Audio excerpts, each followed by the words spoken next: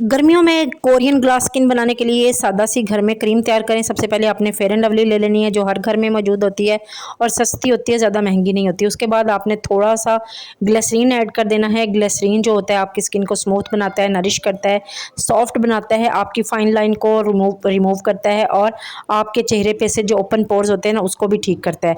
उसके बाद आपने एक अदद इसमें विटामिन ई का कैप्सूल डाल देना है और एक अदद वाइटनिंग का कैप्सूल ऐड कर देना है जो आपकी स्किन को ग्लास स्किन बनाएगा, ब्राइट करेगा, ग्लोइंग करेगा और आपकी स्किन को नेचुरल ग्लो देगा। आपकी स्किन बिल्कुल कोरियन और जैपनीज़ की तरह चमकती दमकती लश्कारें मारती हुई नज़र आएगी। आप एक दफ़ा ये क्रीम बना के रख लें, ये 6 माह तक भी ख़राब नहीं होगी।